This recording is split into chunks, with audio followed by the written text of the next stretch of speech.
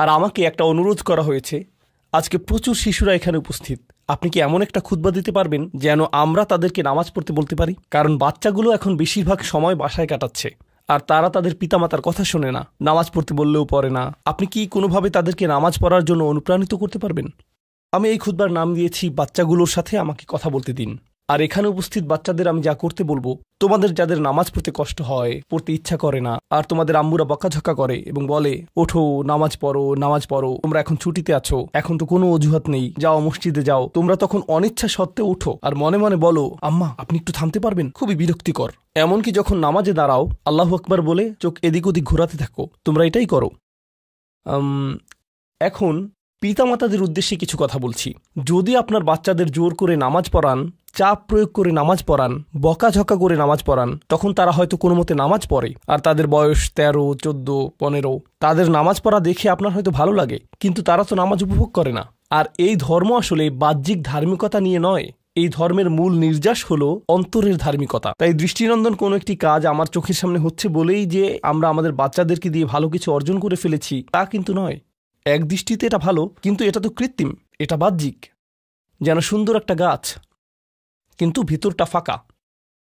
আর আল্লাহ এই ধর্মের মূলকে এভাবে বর্ণনা করেছেন, আসলুহা সাবিত ওয়া ফারউহা ফিস সামা, যার মূল সুদৃঢ়ভাবে স্থাপিত আর শাখা প্রশাখা আকাশ পানে বিস্তৃত।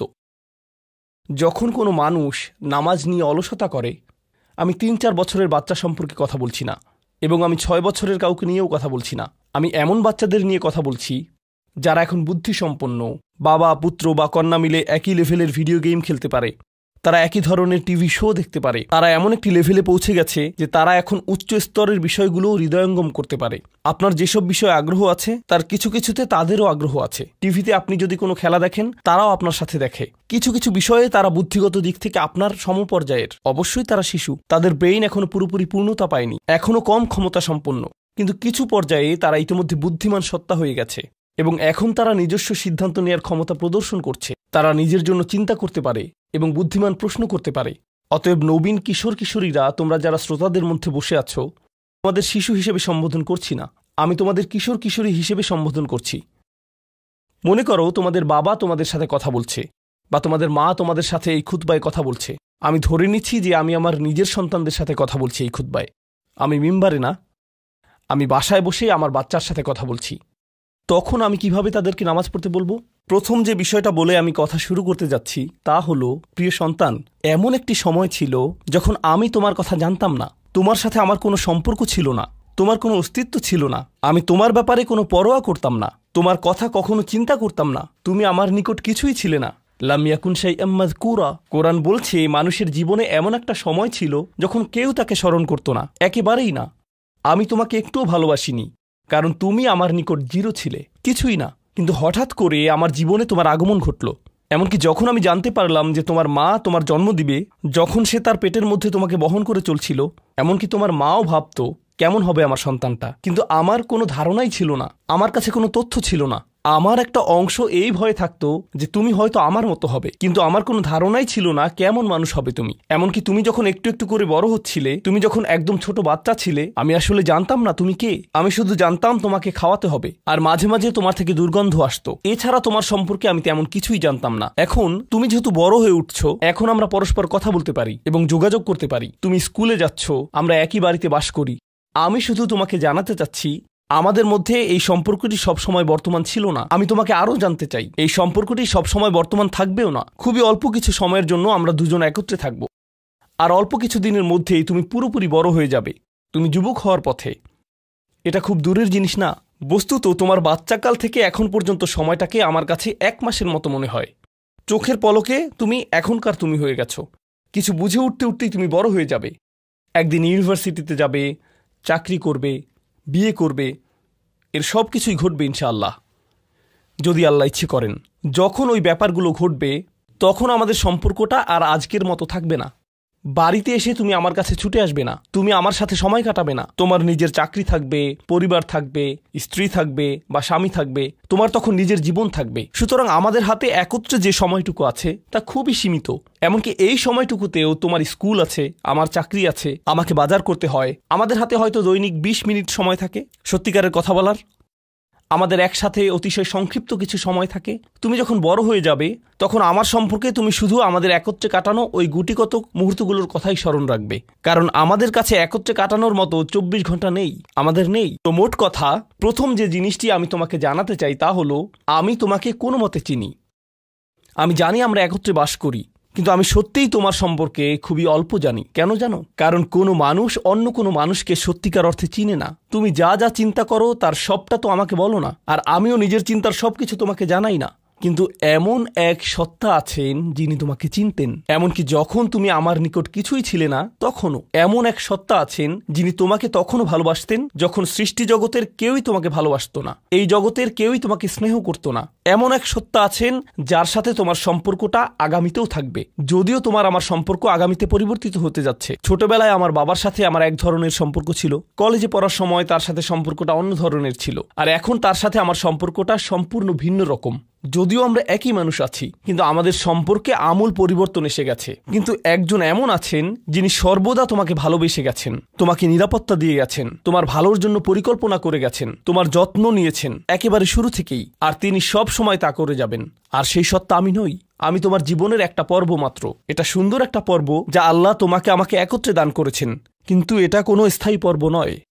এটা ছিল প্রথম ব্যাপার যা আমি তোমাকে জানাতে চেয়েছি। দ্বিতীয় যে বিষয়টি আমি তোমাকে জানাতে চাই তা হলো, আমি যখন তোমাকে নামাজ পড়তে বলি বা কোনো কিছু করতে বলি, তোমার তখন মনে হয় আমি তোমাকে নিয়ন্ত্রণ করছি, তোমার উপর বসগিরি দেখাচ্ছি, তোমাকে কেবল এটা ওটা করতে বলি। আমি চাই তুমি জেনে রাখো, আমার পক্ষে আসলে তোমাকে নিয়ন্ত্রণ করা সম্ভব নয়। আমি তোমাকে উপদেশ দিতে পারি, কঠোরতা দেখাতে পারি মাঝে মাঝে, এটা সত্য, কিন্তু অতি সত্বর তুমি এতটা বড় হয়ে যাবে যে তখন যত জোরেই আমি চিৎকার চেঁচামেচি করি না কেন, আমার কণ্ঠস্বর যত উঁচুই করি না কেন, যত হতাশাই ব্যক্ত করি না কেন, এতে কোনো লাভ হবে না। কারণ তোমার সিদ্ধান্তগুলো তুমিই নিবে। তুমি এরকম বলবে, আচ্ছা বাবা, আমি একটু পরে তোমাকে কল দিচ্ছি, আমাকে এখন যেতে হবে, আর একটা কল এসেছে। তুমি তখন আমাকে অপেক্ষায় রাখবে আর নিজের কোনো প্রয়োজন সারবে। মূলত অধিকাংশ সময় তোমার পছন্দ অপছন্দের উপর আমার কোনো নিয়ন্ত্রণই থাকবে না। তুমি যখন স্কুলে থাকো এবং বন্ধুদের সাথে আড্ডা দাও, তাদের সাথে কথাবার্তা বলো, আমি ওইসব কথাবার্তার কোনো কিছুই নিয়ন্ত্রণ করি না। আর আমি যদি ইতিমধ্যেই তোমাকে আইপ্যাড বা ফোন বা এরকম কিছু দিয়ে থাকি, আর এগুলো দিয়ে তুমি তোমার বন্ধুদের সাথে যোগাযোগ করো, তুমি তখন কোন ধরনের যোগাযোগ করো তার উপর আমার কোনো নিয়ন্ত্রণই থাকে না। এমনকি যদি আমি ওইসব ডিভাইসে প্যারেন্টিং কন্ট্রোল অ্যাপস ইনস্টল করে দেই, তবুও আমি তোমার চিন্তা নিয়ন্ত্রণ করতে পারি না। আমি কিছুটা নিয়ন্ত্রণ পেতে পারি, কিন্তু সেটা খুবই সীমিত। তবে এমন একজন আছেন যিনি নিয়ন্ত্রণ করে গেছেন তোমার শরীরের প্রতিটি কোষ।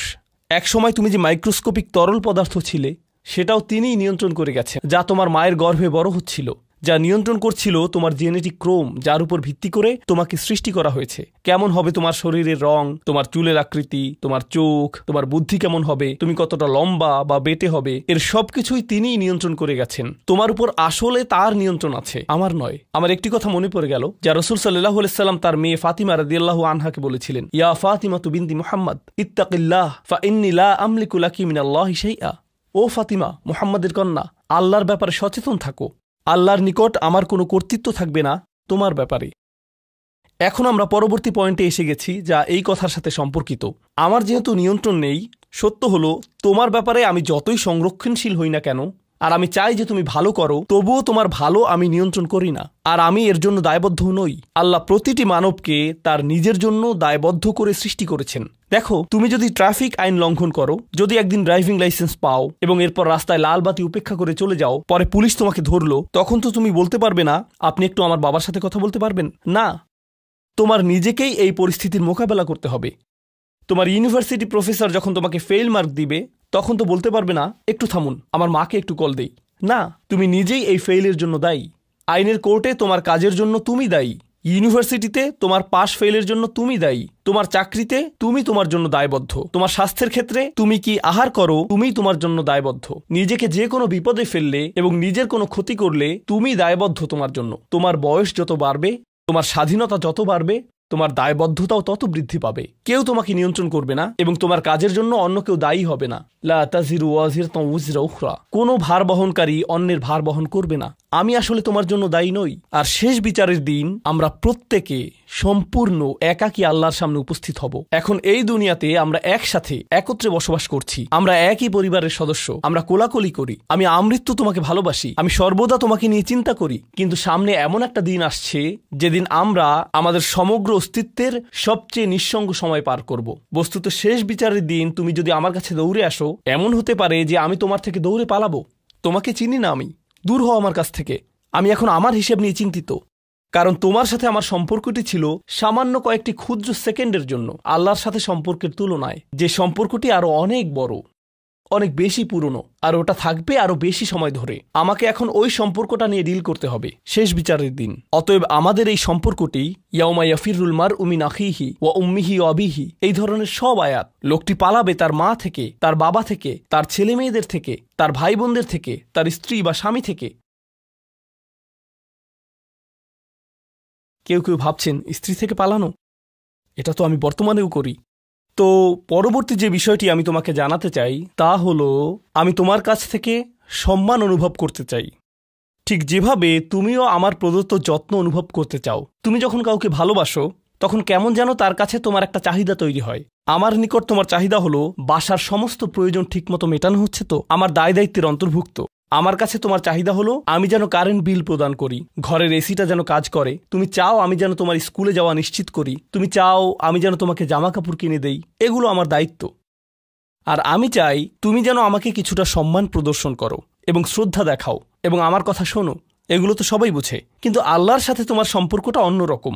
তার কাছ থেকে তোমার অনেক কিছু দরকার, কিন্তু তোমার কাছ থেকে তার কোনো কিছুরই দরকার নেই। তোমাকে তার একটুও প্রয়োজন নেই। আসলেই তার কারোরই দরকার নেই বা কোনো কিছুরই দরকার নেই। চলো তোমার সম্পর্কে কথা বলি। তুমি যখন বলো আমাকে কেন নামাজ পড়তে হবে, আমার নামাজ আল্লাহর কেন এত দরকার, তোমার কোনো কিছুরই আল্লাহর প্রয়োজন নেই। এই নামাজ কোনোভাবেই তার উপকারে নয়। আল্লাহ এমনকি বলছেন যখন কোনো কিছুই থাকবে না, চলো কোরআন থেকে একটা উদাহরণ দেই। যখন এই মহাবিশ্বে কিছুই থাকবে না, চলো কয়েক সেকেন্ডের জন্য আল্লাহর গৌরব নিয়ে কথা বলি। সম্প্রতি বিশ্বকাপ চলার সময় আমি কাতারে ছিলাম। যেই টিম জয়লাভ করে, আর্জেন্টিনা জয়লাভ করে, তাদের জন্য এটা ছিল একটা দারুণ গৌরবময় মুহূর্ত। সবাই তাদেরকে নিয়ে আনন্দ উৎসবে মুখর। কল্পনা করো খেলোয়াড়টাকে নিয়ে উৎসব চলছে, কিন্তু কোনো দর্শক নেই, কোনো ক্যামেরা নেই, কোনো স্টেডিয়াম নেই, কিচ্ছু নেই। একটা লোক একা একা একটি দ্বীপে বাস করে। সে ফুটবলটাতে লাথি দিয়ে একটা গোল করে ফেলল আর বলে উঠল, ইয়ে, আমি সেরা। কিন্তু কেউ তো সেখানে নেই। এমন ঘটনার কথা শুনলে মনে করবে এই লোকটি পাগল হয়ে গেছে, তাই না? গৌরব পেতে হলে গৌরব করার মতো একদল দর্শক থাকতে হবে। স্বীকৃতি পেতে হলে একদল মানুষ আশেপাশে থাকতে হবে যারা স্বীকৃতি দিবে। প্রশংসা পেতে হলে, কদর পেতে হলে নিজে নিজে তো আর প্রশংসা পেতে পারো না। এমন কেউ থাকতে হবে যে তোমার জন্য এই প্রশংসাটা করবে। কিন্তু আল্লাহ বলেন, কুল্লু মান আলাইহা ফান ওয়ায়াবকা ওয়াজহু রাব্বিকা যুল জালালি ওয়াল ইকরাম। তিনি বলেন সব কিছুই ধ্বংস হয়ে যাবে এই ধরাপৃষ্ঠের, তথাপি তোমার রবের চেহারা থেকে যাবে। আল্লাহই একমাত্র সত্তা, যিনি তখনও মহিয়ান এবং গরিয়ান। এমনকি যখন তার প্রশংসা এবং গৌরব বর্ণনা করার কেউ থাকবে না, অন্য যে কারো ক্ষেত্রে কাউকে না কাউকে এটা করে দিতে হয়। তাই আল্লাহর প্রয়োজন নেই আমার নামাজের, আমার হালাল মুরগি খাওয়া আল্লাহর প্রয়োজন নেই, আমার মন্দ বলা থেকে বিরত থাকাও আল্লাহর প্রয়োজন নেই। তাই নিজের মাথা থেকে এই চিন্তা দূর করে দাও যে নামাজ পড়ার মাধ্যমে তুমি কোনোভাবে অন্য কারো উপকার করছো। আল্লাহ এমনকি বলছেন, ইয়ামুন্নুনা আলাইকা আন আসলামু, তারা মনে করে তারা ইসলাম গ্রহণ করে তোমাকে ধন্য করেছে। লা তামুন্নু আলাইয়া ইসলামাকুম, আমাকে বলতে এসো না যে তোমার ইসলামের মাধ্যমে তুমি কোনোভাবে আমার উপকার করেছো। বালিল্লাহু ইয়ামুন্নু আলাইকুম, বরং আল্লাহই তোমাদের প্রতি অনুগ্রহ করেছেন। এখন পরবর্তী বিষয়, আচ্ছা কেউ একজন নামাজ পড়ে না কেন? আমি তোমার সম্পর্কে বলছি না, আমার প্রিয় ছেলে বা প্রিয় মেয়ে। শুধু প্রশ্নটি নিয়ে চিন্তা করো যে মানুষ কেন নামাজ পড়ে না। এর অনেকগুলো উত্তর থাকতে পারে, আর এই প্রশ্নের উত্তর আল্লাহর কাছেও আছে। উত্তরটা খুবই ভয়ঙ্কর। এই উত্তরটি আমি খুতবার শুরুতে পড়েছি। তিনি বলেন, ফালা সাদ্দাকা ওয়ালা সাল্লা ওয়ালাকিন কাযযাবা ওয়া তাওয়াল্লা। সে আসলে সত্য গ্রহণ করেনি এবং সে নামাজও পড়েনি। তিনি কাফের সম্পর্কে বলছিলেন। তিনি দুইটা জিনিস বলেছেন, এই লোকটি সত্য গ্রহণ করেনি এবং নামাজও পড়েনি। কথাটা ভাবনার উদ্রেক করে। যদি বলা হয় সে সত্য গ্রহণ করেনি, আমার আশা হলো তিনি বলবেন লা সদ্দাকা ওয়ালা আমানা, কিন্তু তিনি বলছেন লা সল্লা। এর মানে হলো আল্লাহর সত্য গ্রহণ করার ব্যাপারে তোমার অন্তরে কিছু একটা মিসিং আছে। না না না, বাচ্চাটা বলে আমি আল্লাহকে বিশ্বাস করি, আমি মুসলিম। হ্যাঁ, তুমি এখানে মুসলিম, তোমার মাথায়, কিন্তু এই সত্য তো শুধু তোমার মাথার জন্য না, এই সত্য তোমার অন্তরের জন্য। তুমি এখনও অনুভব করছো না যে ব্যাপারটা কেমন সিরিয়াস, তুমি এখনও উপলব্ধি করছো না যে এটা কি। মাঝে মাঝে কোনো বিষয় তুমি জানো হয়তো, কিন্তু এই নিয়ে চিন্তা করা থেকে পালিয়ে বেড়াও। এটা সত্য, তুমি জানো বিষয়টা কিন্তু চিন্তা করতে চাও না। আর তাই এটা যেহেতু মিসিং, ঠিক এই কারণে আমি সহজেই নামাজের কথা ভুলে যাই কখনো কখনো, এবং তুমিও ভুলে যাও কখনো কখনো। এমনটা ঘটে কারণ আমাদের অন্তর কিছুটা বিভ্রান্ত হয়ে পড়ে। দিনের এই সত্যতা, আল্লাহকে সেই সত্যটা, সেই অকাট্য সত্যটা আমাদের মস্তিষ্কের পেছনের কোনো একটা সেলফে গিয়ে পড়ে থাকে। আমরা অন্য কিছুতে ব্যস্ত হয়ে পড়ি এবং এই নিয়ে আর চিন্তা করি না। আল্লাহ এটাই বলেছেন। সুতরাং তোমার নামাজ পড়া আল্লাহর প্রয়োজন নেই। এমনকি তুমি যদি নামাজ পড়ো, আমি পড়তে বলছি এই কারণে, তখন কি করো? নামাজের জন্য কিভাবে নিয়ত করো? তখন আমি 4 রাকাত নামাজ পড়বো, দাঁড়ালাম, কারণ আমার আব্বা বারবার পড়তে বলছেন। আল্লাহু আকবার। নবী সাল্লাল্লাহু আলাইহি সাল্লাম আমাদের বলেছেন, নিয়ত সঠিক না হলে কাজের কোনো মূল্য থাকে না। ইন্নামাল আমালু বিন্নিয়াহ, ইন্নামাল আমালু বিন্নিয়াত। এমনকি যদি তুমি কাজটা করেও থাকো কিন্তু তোমার নিয়ত ছিল আমি শুধু তোমাকে বিরক্ত করি, এটাই তোমার নিয়ত, তখন এই নামাজ আমার যেমন কোনো উপকার করবে না, ঠিক তেমনি তোমারও কোনো উপকার করবে না। তোমার সত্যিকারের আন্তরিক নামাজ থেকে একমাত্র যে উপকৃত হবে সে হলো তুমি নিজে। এখন এটাই সেই প্রশ্নের উত্তর যে কেন একজন মানুষ নামাজ পড়ে না। আরও 2টা কথা তোমার সম্পর্কে বলতে চাই। তার মাঝে একটা হলো নামাজ পড়ার উদ্দেশ্য কি, কোন কারণে পড়ব। কারণ তুমি হয়তো ভাবছো নামাজ পড়ার উদ্দেশ্য হলো তুমি যেন জাহান্নামে না জ্বলো। নামাজ পড়ার উদ্দেশ্য হলো তুমি যদি নামাজ না পড়ো আল্লাহ তোমাকে ঘৃণা করবেন। নামাজ পড়ার উদ্দেশ্য হলো তুমি যদি নামাজ না পড়ো তুমি শাস্তি পাবে, অথবা তুমি আর মুসলিমই থাকবে না, ফেরেশতারা তোমাকে অভিশাপ দিবে।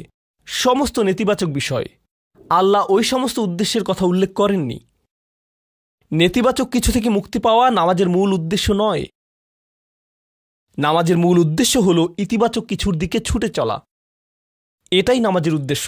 এমন 2 ছাত্রের মধ্যে পার্থক্য যেন একজন লেখাপড়া করে যেন সে ফেল না করে, আর অন্যজন লেখাপড়া করে কারণ সে ওই সাবজেক্টটা পড়তে ভালোবাসে। একজন ছাত্র পড়ালেখা করছে পজিটিভ কিছুর জন্য, আর অন্যজন পড়ালেখা করছে কারণ সে এমন কিছু থেকে বাঁচতে চাচ্ছে যা নেগেটিভ। একজন কর্মচারী তার চাকরিটাকে দারুণ ভালোবাসে, আর অন্য একজন কর্মচারী শুধু চায় সে যেন চাকরিটা না হারায়। তারা একই চাকরি করছে, একেবারে অভিন্ন চাকরি, কিন্তু একজন চাকরিটা করতে পেরে কি যে খুশি, কত যে আনন্দ তার, আর অন্যজন খুবই হতাশ, সবসময় মনমরা ভাব। কেন? কারণ তাদের একজন এটা করছে ক্ষতিকর কিছু থেকে মুক্তি পাওয়ার জন্য, আর অপরজন এটা করছে উপকারী কিছুর দিকে ছুটে চলার জন্য। আল্লাহ কোরআনে যখন আমাকে নামাজ সম্পর্কে বলেছেন যে কেন আমাদের নামাজ পড়া দরকার, তিনি মূসা আলাইহিস সালামকে এই উত্তরটা বলে দিয়েছেন। যখন তিনি তার সাথে সাক্ষাৎ করেছিলেন তিনি বলেছেন, আকিমিস সলাতা লিযিকরি, আর আমাকে স্মরণ করার উদ্দেশ্যে নামাজ কায়েম করো। তোমার নামাজ ঠিক রাখো যেন তুমি তোমার রবকে স্মরণ করতে পারো। আমি তোমাকে ইতিমধ্যে বলেছি যে তোমার আমার সম্পর্কটা খুবই সীমিত, কিন্তু তোমার সাথে আল্লাহর সম্পর্কটা অনেক আগে থেকে শুরু হয়েছিল, আর তার সাথে তোমার এই সম্পর্কটা অনন্তকাল ধরে বলবৎ থাকবে। তাই সেই সম্পর্কটির কথা স্মরণে আনা আবশ্যক, কারণ ভালো যত কিছু তোমার কাছে আসে তা আসে ওই সম্পর্কটা থেকেই। সামান্য কিছু ভালো জিনিস তোমার বাবার কাছ থেকে আসে, কিছু কিছু ভালো জিনিস, কিন্তু সকল ভালো জিনিস যা তোমার কাছে আসে তা আসে একমাত্র ওই সম্পর্কটির কারণে।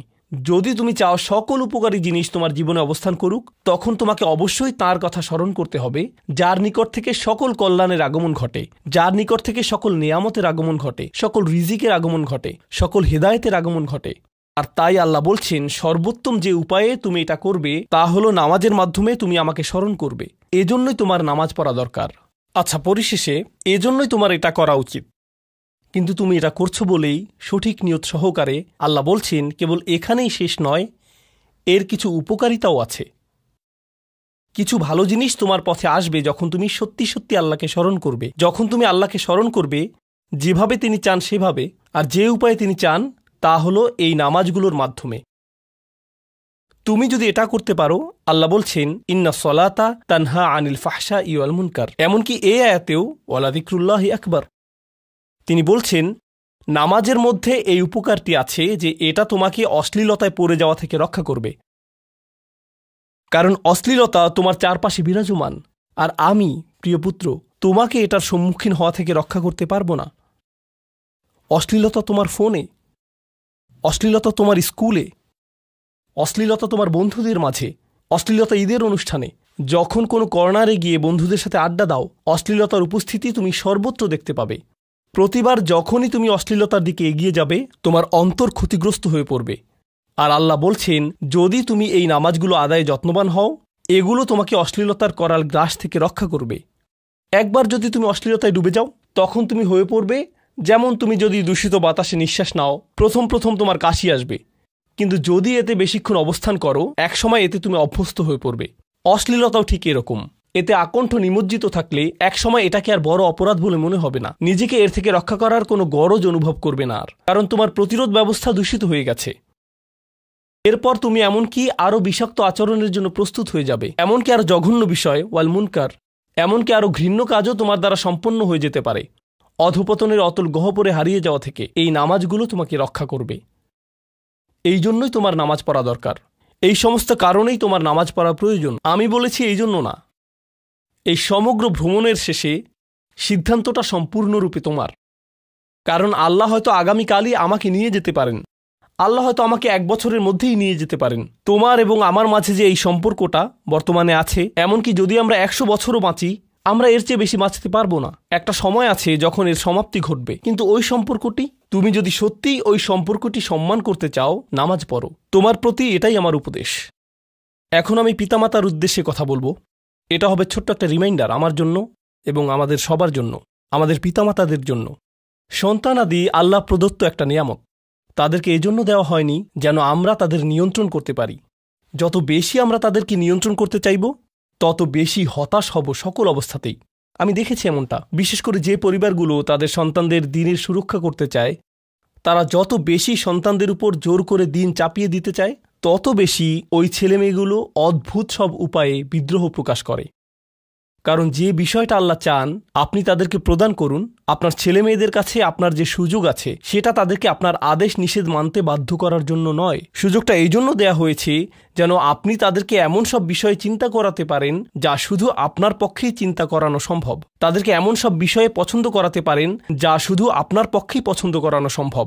আপনার বাচ্চাটা বাস্কেটবল পছন্দ করে কারণ সে আপনাকে বাস্কেটবল খেলতে দেখেছে। সে প্লে স্টেশন পছন্দ করে কারণ সে তার বাবাকে প্লে স্টেশনে খেলতে দেখেছে। এভাবে আপনি বাচ্চাটার অন্তরে কোনো কিছুর জন্য ভালোবাসা তৈরি করে দিতে পারেন, কারণ আপনি যেরকম, আপনার পক্ষে এটা করা সম্ভব। আর যখন বাচ্চাদেরকে বলতে থাকেন তোমার হোমওয়ার্ক করো, তোমার হোমওয়ার্ক করো, আপনার সন্তানের বয়স যখন 40 হবে, সে তখন বলবে না আমি হোমওয়ার্ক ভালোবাসি, কিন্তু 40 বছর বয়সেও সে বলবে আমি বাস্কেটবল ভালোবাসি, আমার বাবা সবসময় বাস্কেটবল খেলতেন। আপনি যা ভালোবাসেন তা ট্রান্সফার হয়ে তার কাছে চলে যায়, আর যা করতে বলেন তা প্রত্যাখ্যাত হয়ে যায়। এমনটি আপনার ক্ষেত্রেও ঘটেছিল। আপনার ছেলেমেয়েদের কথা ভুলে যান, আপনার নিজের বাস্তবতাও এটাই। আপনার বাবার কিছু কিছু জিনিস যে আপনি এখনও পছন্দ করেন তা ভালোবাসার মাধ্যমে আপনার নিকট ট্রান্সফার হয়েছিল, আর আপনার বাবার ওই ব্যাপারগুলো আপনি অপছন্দ করতেন যা তিনি জোর করে আপনাকে গেলাতে চেয়েছিলেন। এখানে উপবিষ্ট প্রত্যেকের বাস্তবতা এটাই, শুধু সেগুলোই গ্রহণ করেছি যেগুলো ভালোবাসার মাধ্যমে হস্তান্তরিত হয়েছিল। ঠিক এই ইশারাটাই আমাদের পিতামাতাদেরকে দেয়া হয়েছে সূরাতুল ইসরার এই আয়াতে, রব্বির হামহুমা কামা রব্বায়ানি সগীরা। রব্বায়ানি মানে যখন তারবিয়া ব্যবহার করা হয় একটি চারাগাছ বড় করার জন্য, আপনাকে চারাগাছটির যত্ন নিতে হবে, এর সযত্নে প্রতিপালন করতে হবে। গাছটির প্রতি চিৎকার চেঁচামেচি করলে তো হবে না, তাড়াতাড়ি বড় হও, তাড়াতাড়ি লম্বা হও। আপনার একে সময় প্রদান করতে হবে। অনেক সময় পোকামাকড় এসে এর পাতাগুলো খেয়ে ফেলতে চাইবে, আপনাকে তখন পোকামাকড় সরিয়ে দিতে হবে। কখনো কখনো একটু কঠোর আচরণ করতে হবে, শুধু অতটুকুই যেন পোকামাকড়গুলো দূর হয়ে যায়। এরপর আবারও এতে পানি দিতে হবে। আমাদের বাচ্চাদের সাথে আমাদের উদাহরণটা ঠিক এমনই।